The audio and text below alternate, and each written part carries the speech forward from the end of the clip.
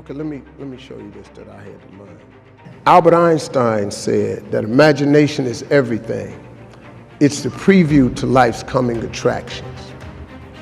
That's what your imagination is. Your imagination is actually very, very real. Everything you imagine could be a preview to life's coming attraction. Everything we have today came from somebody's imagination. Somebody was talking on the phone with that cord on the wall and got sick of it and said, you know what, man, if I could just go outside and talk on the phone, ta-da, we got cell phones. Somebody got tired of driving across the country and said, man, if I could fly over there, boom, we got airplanes.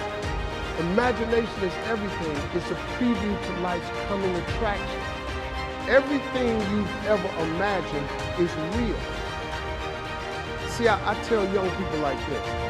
First of all, this is how your imagination works. You got to grab this concept. It is impossible for you to think an impossible thought. That is impossible. You can't think something that ain't possible. You ain't that smart. So if it's in your head, you got to ask yourself, how did it get there? That's God showing you a preview of a coming attraction he has for you. The problem with most people is you think your imagination is hocus pocus. It's really not. It's a preview of a coming attraction. If you react to your imagination, that's where your real life is. It's just God showing you what he has for you. The problem people have is they tell their imagination to the wrong people. Your brain is divided into two halves, positive and negative, good and evil. It don't function on nothing else. Ain't no neutral ground in your brain. It's either positive and good or negative and evil. Each half of your brain has millions of factory workers on each side. You got 1 million factory workers on the positive side. You got 1 million factory workers on the negative side. At the forefront of each one of those factories in your brain is a foreman. You got foreman positive and you got foreman negative. You are in charge. You're the boss of the factory. So let me show you how this works. You got a remote control. You go to your house tonight and you press that power button and you press it. When you point it at the TV, what do you expect to happen? You expect TV to come on. You press the power button, you expect the TV to come on. If you want to watch HBO, and HBO is channel 300, and you press 300, and then you press select, what do you expect to come on that TV? And what comes on that TV? They got this concept from the Bible. Because God said a man is as he thinketh. And since he created all of us in his image, guess what? We are how we think.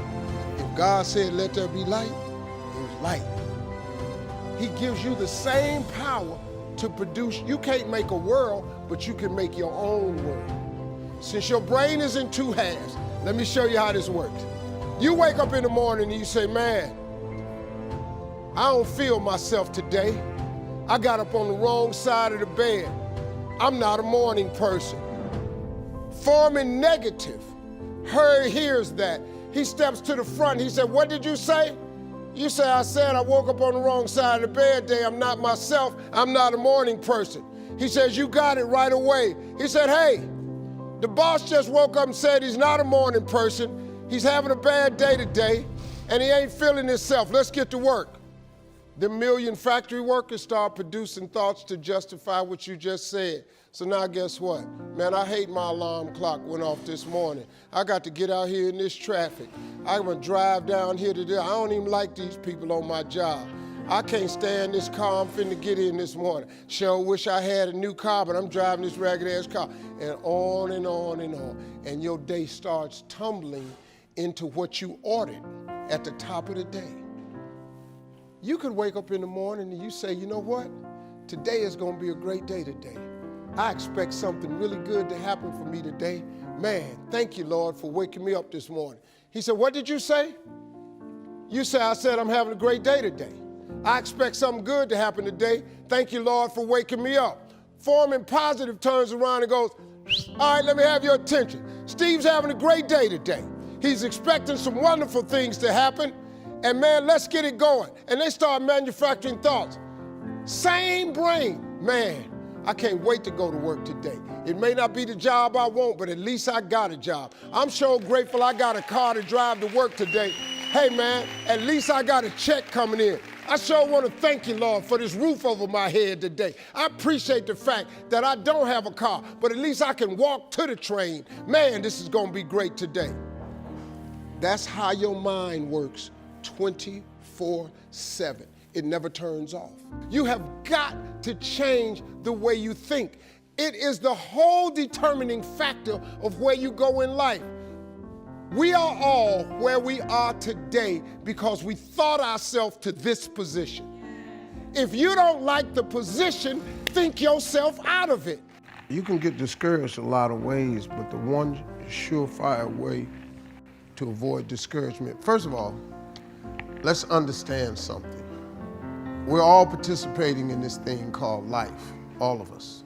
This life, you stop expecting it to go smooth, because it ain't finna go smooth. The road to success is always under construction. This life ain't set up to be smooth. You combat negativity and you combat discouragement with gratitude.